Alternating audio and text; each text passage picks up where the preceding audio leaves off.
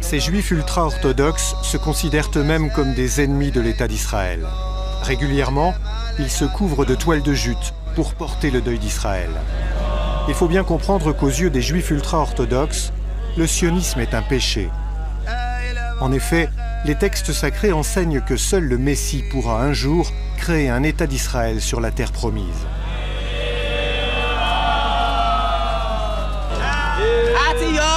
Les sionistes sont pires que les nazis. Les nazis ont brûlé le corps de nos frères. Mais les sionistes détruisent notre corps et notre âme.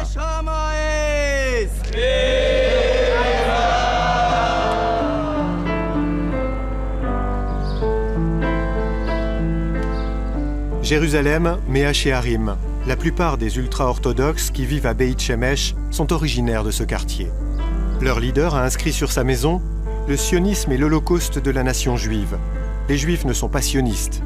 Les sionistes ne sont pas des juifs, mais des racistes. » Les fondamentalistes tirent leur motivation des Saintes Écritures. Ils s'appellent eux-mêmes Naturei Karta, les gardiens de la cité. Le rabbin Israël Meir Hirsch et sa famille sont des antisionistes de la toute première heure. Depuis des générations, ils font cause commune avec les ennemis d'Israël. Le père du rabbin Hirsch était ministre dans le gouvernement de Yasser Arafat. Et voilà un visiteur inattendu, Moshe Friedman. Cet homme de 29 ans est l'une des figures du mouvement Naturei Karta. Normalement, il est assigné à résidence à Beit Shemesh. Mais Moshe n'en a cure. L'État d'Israël veut nous intimider, faire pression sur nous, les Juifs orthodoxes. En fait, nous vivons en territoire occupé, comme les Palestiniens. Que voulez-vous que nous fassions? Nous ne pouvons que manifester, nous indigner et protester, mais c'est tout. Nous n'avons pas d'armes, pas de police, rien. Maintenant, je vais vous expliquer brièvement ce qu'est le sionisme. Le judaïsme est une religion plurimillénaire. Elle remonte aux patriarches Abraham, Isaac et Jacob. Le sionisme est à peine centenaire, créé par Theodor Herzl et ses amis, des gens totalement athées, des gens qui étaient totalement étrangers à la religion, qui détestaient la religion. D'après la croyance juive, depuis la destruction du temple il y a près de 2000 ans, c'est-à-dire depuis l'exil du peuple juif, Dieu a fait jurer au peuple juif de ne point tenter de retourner en masse sur la terre d'Israël. Seul Dieu, sans la moindre intervention humaine, peut mettre un terme à cet exil. Je tiens à dire simplement que les sionistes, bien loin d'être les protecteurs des juifs et les garants d'un havre de sécurité pour eux, sont en réalité les principaux responsables de l'antisémitisme dans l'ensemble du monde. Là où l'antisémitisme n'existe pas, les sionistes le fabriquent. Ils sont les principaux responsables des dissensions et de la haine envers les juifs dans le monde entier.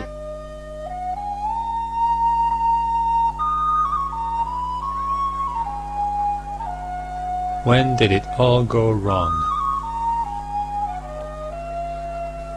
Why did Arabs and Jews start hating each other? Is it because of Judaism? Is it because of Islam? Is it about oil? Money? Unlikely, as for over 1,300 years, since the very beginning of Islam, Jews and Muslims lived together in an unprecedented religious and cultural harmony in Palestine, North Africa, and Spain. Theodor Herzl. Il est né à Budapest, a grandi à Vienne, et il est journaliste. הרצל בז לכל מי שלא נחשב בעיניו מודרני, תרבותי, נאצל ונאור. בראש ובראשונה היו אלה אותם יהודים בני עמו שומרי תורה ומסורת. הוא הפנים יסודות ורעיונות אנטישמיים כפי שבאים לידי ביטוי ביומנו ובמאמריו. הנוצרים הפשוטים טובים הם מכמרי היהודים. יחס זה חושף למעשה את הפן האנטישמי בתורת הרצל. בדעה זו גלומים רעיונות אנטישמיים המציירים את היהודים כנושאי הרע, ולעומתם הגויים שיא התואר והשלמות. כך למשל, כתב במאמרו בדויטשה צייטונג. היהודים העשירים שולטים על העולם. בידם גורל ממשלות ומדינות. הם מגרים ממשלות זו בזו, ועל פקודתם ממשלות עושות שלום. מתי שהיהודים העשירים מנגנים, העמים והמושלים מרקדים. בין כך ובין כך הם מתעשרים. הרצל מספק תימוכין ולגיטימציה לרדיפה האנטישמית ואף מעודד אותה. אכן האנטישמיות, שהיא כוח חזק ומושרש בתת ההכרה של ההמונים, לא תזיק ליהודים. אני מוצא שהיא מועילה לבניית האופי היהודי.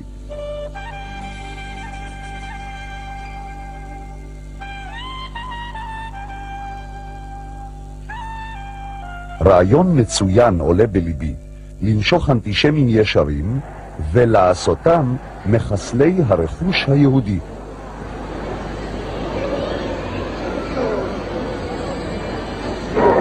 יש פה משפט, אני רוצה שתקרא אותו בקול ותגיד לי מי היה יכול להגיד דבר כזה.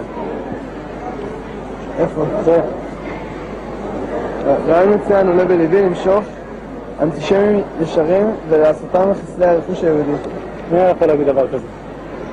אני יכול לקרוא את המשפט שלי?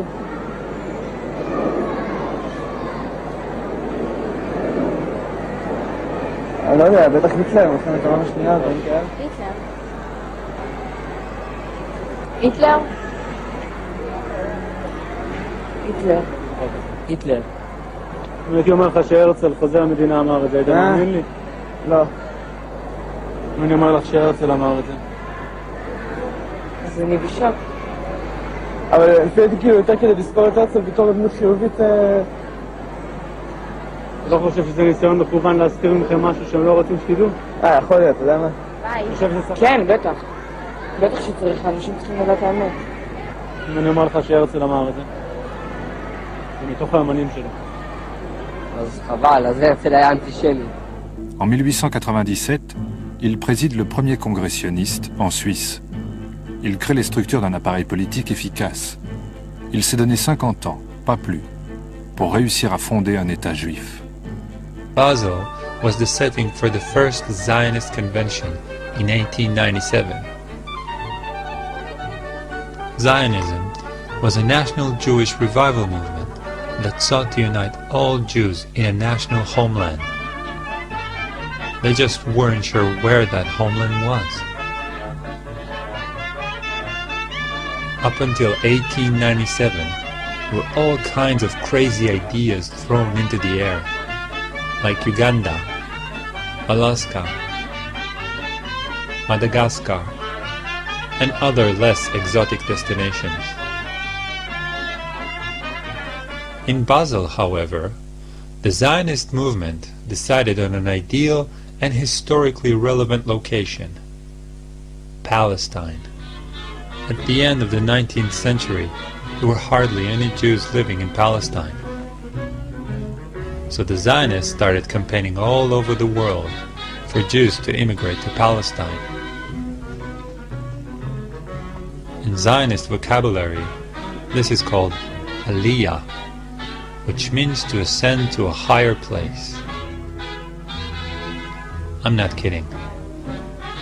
À la fin du 19e siècle, ils sont 4500 colons juifs en Palestine. Ils veulent travailler la terre, créer un juif nouveau, saint de corps et d'esprit.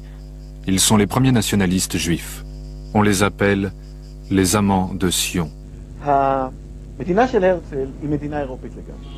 כמובן שעליו לזכור להשיל מעליו כמה תכונות יהודיות שליליות כמו שפת היידיש, קיום מצוות ומנהגים, ובעיקר את הטפילות היהודית. But what if the people who were already living in Palestine didn't want to have a national Jewish home set up in their country? The Zionists had some clear ideas about that problem from the very beginning. Theodor Herzl, considered to be the founder of Zionism, wrote in 1895, "We shall try to spirit away the penniless population across the border." Les sionistes ont maintenant une banque, une presse en plusieurs langues et une organisation mondiale dont la tâche essentielle sera d'acheter des terres en Palestine. Zionists also launched Operation Buy a State. They went and bought all the land they could from Palestinian absentee landlords. Once the land was theirs, they threw out all the Palestinians that were living on it. The Zionists called this process Judifying the land and land redemption. Terms that, surprise, surprise, are still being used in current Israel regarding government policies. The speaker is Mr. Benjamin Friedman, noted authority on Zionism and all of its schemes. Mr. Friedman is a former Jew, and I mean a former Jew. World War I broke out in the summer of 1914.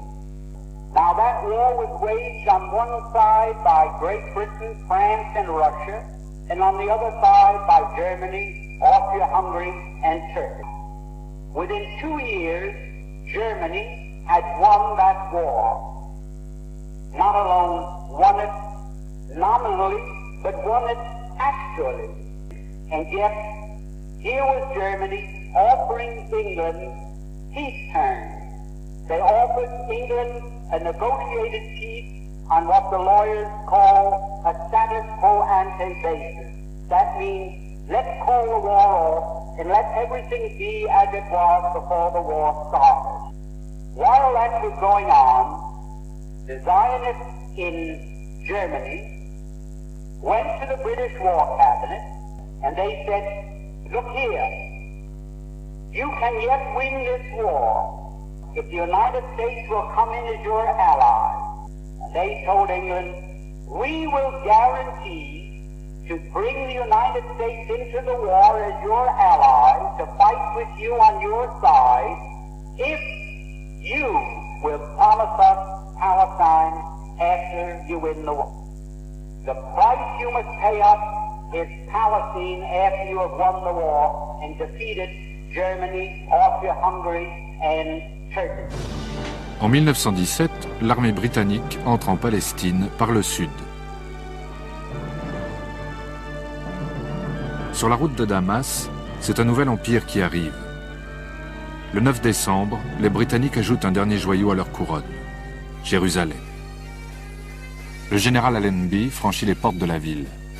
Par respect pour la sainteté du lieu, il est à pied et sans armes. Mais déjà, les conquérants perses sous les libérateurs. 3 semaines plus tôt, une petite lettre avait dévoilé leurs intentions. Signée par le ministre britannique des Affaires étrangères, cette lettre est devenue célèbre sous l'appellation de déclaration Balfour. Elle annonce à la communauté juive britannique que le gouvernement de Sa Majesté envisage favorablement l'établissement d'un foyer national juif en Palestine. Palestine became a special case because the British violated the provisions of the Mandate for Palestine, because they put the Balfour Declaration into the Palestine Mandate, you say. What did this mean? It meant that for Palestine, the wishes of the inhabitants, 90% Arab, would not be listened to, and they would not be developed for independence. It would be Jews, once they came in through immigration, you see, they would be allowed to develop. And so it's really with the Palestinian Mandate and the violation of the mandatory provisions to give the Zionists the right to create a majority of Jews to create a Palestinian state that the real Palestinian Zionist conflict begins. Il serait, à mon avis, plus raisonnable d'arriver à un accord avec les Arabes sur la base d'une vie commune pacifique que de créer un État juif. La conscience que j'ai de la nature essentielle du judaïsme se heurte à l'idée d'un État juif doté de frontières, d'une armée et d'un projet de pouvoir temporel aussi modeste soit-il. Je crains les dommages internes que le judaïsme subira en raison du développement dans nos rangs d'un nationalisme étroit. Nous ne sommes plus les juifs de la période des Mécabées. Redevenir une nation, dans le sens politique du mot, équivaudrait à se détourner de la spiritualisation de notre communauté que nous devons au génie de nos prophètes. Leo Motzkin, one of Zionism's most liberal thinkers, wrote, The colonization of Palestine has to go in two directions. Jewish settlements in Eretz Israel and the resettlement of Arabs in areas outside the country. יוסף חיים ברנר, סופר ואיש רוח בהנהגה הציונית, שבכתיבתו השפיע יותר מכל סופר אחר על פועלי ארץ ישראל, כתב ב-1919. אופיינו הלאומי פסול מימות עולם ועד הנה. היהודים הם צוענים, זוהמה, רפש וניבול, ביצה סרוחה, לא אדם, כלבים פצועים. כשאתה קורא את הדברים שהציונים הראשונים כתבו, אלה דברים שנשמעים לפעמים כמעט אנטישמיים, משום שהם ביזו את היהודי הגלותי.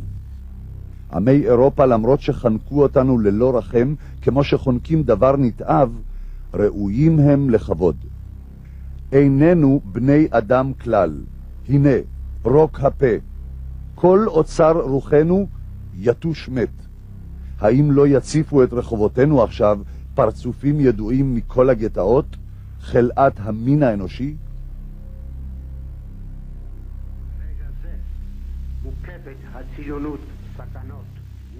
זאב ז'בוטינסקי, אבי תנועת הרוויזיוניסטים, כתב בעיתון הארץ ב-1919. בבית הלאומי נכריז על אותם יהודים שלא יסירו מעליהם את חלד הגלות ויסרבו לגלח את הזקן ואת הפאות כעל אזרחים ממדרגה שנייה. לא ניתן להם זכות בחירה. Chaim Weizmann, the head of the World Zionist Congress and future president of Israel, proclaimed the Palestinians to be the rocks of Judea, obstacles that need to be cleared on a difficult path. Amazing how little have changed in Judea since then. The Jewish people came into this country, said this is our country, and they didn't say it's our country, but we recognize that there's another people living here. Let's see what we can work out. No, the whole idea of Israel until today is this is our country from the Mediterranean to the Jordan River, and it's only our country. It's exclusively our country. There is no other people. There's a bunch of Arabs living here, that we know. But there's no people, there's no other people with a claim to the country, with a legitimate right to the country. This is our country exclusively, and therefore either you shut up if you're a Palestinian and you live in one of the little islands we'll give you by sufferance, not by right, or get out. La révolte arabe explose en avril 1936. Le moufti Amin al-Husseini en tête, 5 partis politiques palestiniens appellent au soulèvement général. Les notables, les chefs de village, les paysans, les commerçants. Ils se révoltent tous contre l'occupation britannique et contre l'immigration juive. La grève générale dure 6 mois. Les affrontements avec les forces de l'ordre sont quotidiens. Une vague d'attentats frappe les colonies sionistes et les installations britanniques. More British troops have landed at Haifa for the delicate job of stamping out the trouble in Palestine. Depuis 2 ans, Ben Gourion dirige l'exécutif sioniste, qui fonctionne comme un gouvernement. Alors que les Arabes s'épuisent dans une lutte inégale contre l'armée britannique, lui, il construit méthodiquement les bases d'un futur État. The Palestinians launched 2 popular uprisings against the Jews and the British blatant pro-Zionist policies. The first took place in 1929 and claimed hundreds of Palestinians and Jewish lives. The second, in 1936, was practically a small-scale war between the Palestinians and the British, who were also aided by the Zionists. It lasted for 3 years, and in the end, approximately 5,000 Palestinians died. The British also exiled the Palestinians' leadership and dismantled all Palestinians' paramilitary units. The Palestinians were left defenseless and leaderless. Most of the Israeli commanders had studied the British reaction to the Palestinian revolt in 1936 and 1939, which became the manual book of what to do to the Palestinians in case of resistance. In fact, most of the atrocities you read about, and I'm sure most of you in this place know about it, most of the atrocities that you enlist as severe violations of human rights and civil rights in Palestine today, most of these violations were invented not by a Jewish Zionist mind, but by British mandatory authorities in the war against the Palestinians between 1936 to 1939. Examples: the idea that you demolish houses of people is a British invention. The idea that in order to make a search memorable to people, you destroy a house and then you move to the other house, and then to the other house, and then to the other house, was an invention by British officers on the ground. The idea that you shoot people without warning them, or you arrest them without trial, it's all from the reservoir of the mandatory anti-Arab measures in 1936 to 1939. En février, les Britanniques organisent une conférence de paix à Londres. La Seconde Guerre mondiale approche. Ils veulent s'assurer la loyauté de leurs alliés arabes, tout en évitant de rompre avec les Juifs. La délégation sioniste est conduite par Haïm Weizmann, président de l'Organisation sioniste mondiale. Les Palestiniens ne forment pas une délégation autonome. Ils sont inclus dans la délégation arabe, composée exclusivement de pays soumis à l'influence britannique. Pendant la Grande Révolte, ces pays avaient conseillé aux Palestiniens de faire confiance aux Britanniques. Le 17 mai, les Anglais publient un livre blanc qui contingente l'immigration juive et prévoit de la soumettre à l'accord des Arabes.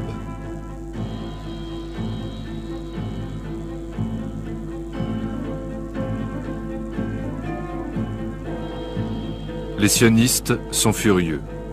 Leur vieil ami anglais se transforme en ennemi. En Allemagne, Hitler accède au pouvoir.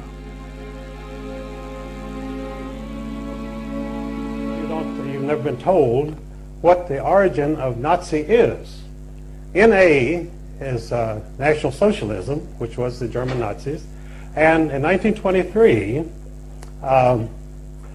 there was a double agent who came to Hitler, and he said to Hitler, "Look, your Nazi party is not your National Socialist Party is not getting off the ground. You need an alliance."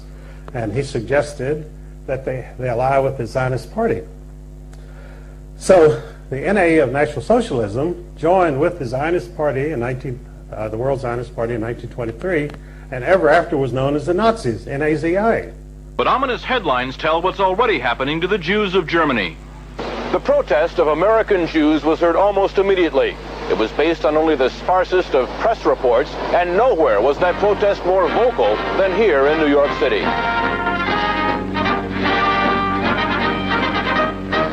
American Jews marched calling for the boycott of all German exports. Jews throughout Europe echoed that call, so did Jews everywhere. But a group of Zionists at the same time was quietly negotiating an agreement with the Nazis to allow the immigration of German Jews and the transfer of their assets to Palestine. That deal, reported in August 1933, was the transfer agreement. Palestine, sparsely settled by Jews at the time, was radically changed as a result. I lived in Palestine from 1933 to 1936, and we saw every week transports of German Jews coming to settle in Palestine. And many new professions were introduced by them into the country, and they played a leading role in making Palestine then a more advanced and progressive country. Israel is really what it is because of the foundation laid by the Eastern European group, and then the lift toward an educated and well-organized government that came with the immigration of the German Jewish group. German Jewish settlement of Palestine was, for a time, official Nazi policy. These photos of Jewish life in Palestine, along with a lengthy text, appeared in 1934 in the Berlin paper Der Angriff. The publisher, Hitler's propaganda minister, Joseph Goebbels. A Nazi Visits Palestine was the title of the multi-part series. A medal was struck by Goebbels in commemoration. On one side, the swastika. On the other, the Star of David. Hitler demanded one concession for the transfer agreement, that the call for a boycott of the Reich, raised by Jews here and elsewhere, be rejected by the Zionists. The Zionists made that concession. And so, while Nazis were marching in Germany, and while Jews were marching here, diplomacy was running a more important story. In the Mediterranean, where the dream of a nation-state for Jewish people came a step closer to reality. Les premières mesures anti-juives provoquent une recrudescence de l'immigration. Ils viennent d'Allemagne, mais aussi de toute l'Europe centrale. Ils sont 37 000 l'année où Hitler prend le pouvoir. 45 000 l'année suivante. 1935 est une année record avec 65 000 immigrants.